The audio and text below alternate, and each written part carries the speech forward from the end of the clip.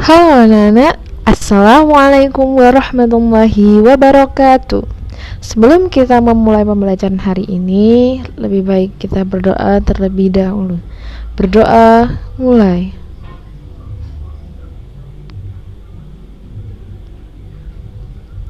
Selesai. Pada kesempatan kali ini kita akan belajar materi perpindahan kalor di sekitar kita. Dan ketemu lagi dengan Ustazah Mala di materi IPA kelas 5 tema 6 subtema 2. Apa sih perpindahan panas? Pernah gak sih kalian melihat ibu mendinginkan susu adik? Biasanya ibu mendinginkan susu adik dengan cara meletakkan gelas susu di dalam ember berisi air dingin atau air biasa, air keran. Air di dalam gelas susu akan mengalami penurunan suhu dan air di dalam ember yang semula dingin menjadi hangat atau mengalami kenaikan suhu. Berdasarkan contoh tadi, dapat diambil kesimpulan bahwasannya terjadi perpindahan energi dari susu panas yang bersuhu lebih tinggi ke air di ember yang bersuhu lebih rendah. Proses perpindahan energi ini akan terus berlangsung sampai dicapai suatu keadaan seimbang. Nah, apa itu keadaan seimbang? Keadaan seimbang adalah keadaan di mana suhu kedua benda akan bernilai sama. Suhunya sama nih antara susu yang panas tadi dengan air yang semula dingin tadi. Suhunya sama-sama. Energi panas yang dipindahkan inilah yang disebut dengan kalor.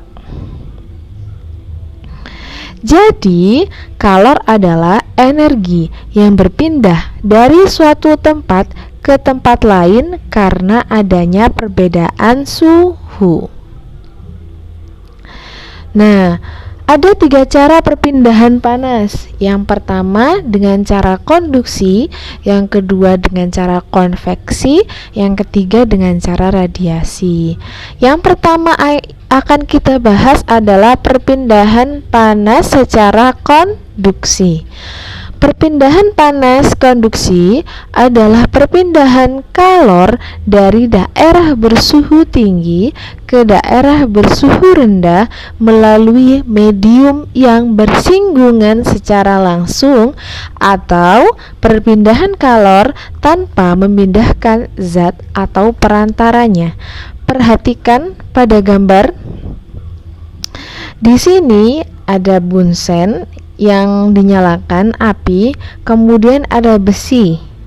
Nah, ketika kalian memanaskan besinya di ujung, kemudian kalian menyentuh ujung yang lainnya, maka yang di ujung lainnya setelah didiamkan beberapa saat ini akan ikut panas, padahal ujung yang lainnya ini tidak bersentuhan langsung dengan si apinya. Nah, itu maknanya kalor berpindah dari daerah bersuhu tinggi ke daerah bersuhu rendah melalui medium yang bersinggungan secara langsung. Perpindahan panas secara konduksi pada umumnya terjadi pada zat padat seperti sendok, besi, dan lain sebagainya, kayak panci, itu bisa mengalami konduksi.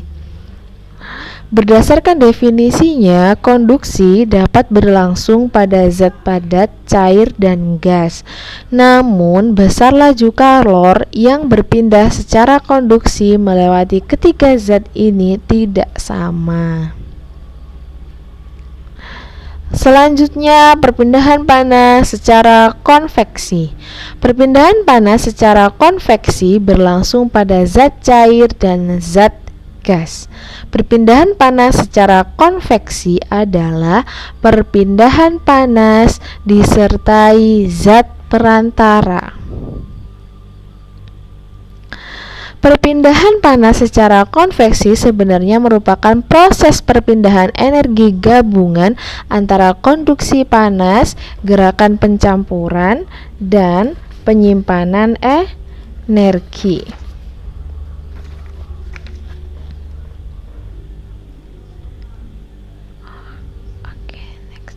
Nah, bagaimana cara mekanisme perpindahan secara konveksi?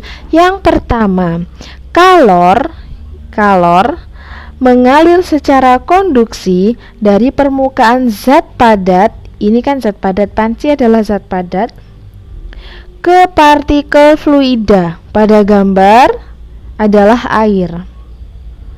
Berupa fluida itu bisa cair atau gas. Pada gambar ini cair yang berbatasan dengan permukaan zat padat tersebut. Ini kan air berbatasan langsung dengan zat padat, maksudnya menempel dengan zat padat.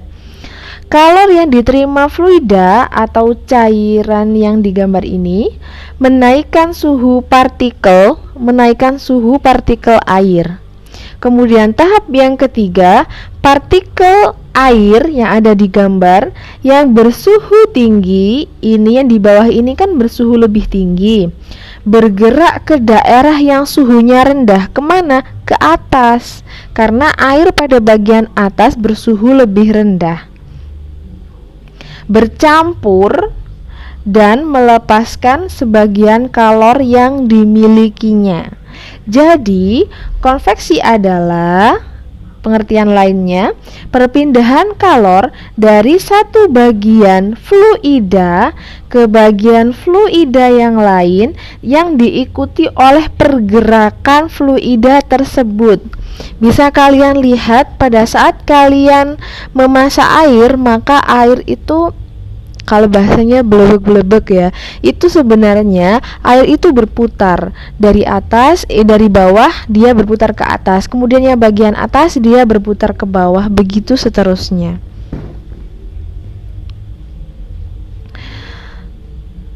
Perpindahan panas secara konveksi juga dapat dijumpai pada peristiwa angin darat dan angin laut. Angin laut yang terjadi di siang hari dan angin darat yang terjadi di malam hari. Angin darat. Pada malam hari, daratan lebih cepat dingin daripada lautan karena melepas panasnya. Nah, kalau kalian bertanya-tanya kenapa ya kok lautan bisa menyimpan energi panas lebih lama? Nah, silahkan cari tahu kenapa air bisa menyimpan panas lebih lama. Nanti kalian akan mendapatkan jawabannya di sana. Sebaliknya, lautan masih hangat sehingga udara di atas laut bersuhu tinggi. Akibatnya udara di atas laut akan bergerak ke atas dan posisinya digantikan udara dingin dari daratan, sehingga pergerakan anginnya adalah dari laut ke daratan, kemudian muter lagi dari laut ke daratan lagi.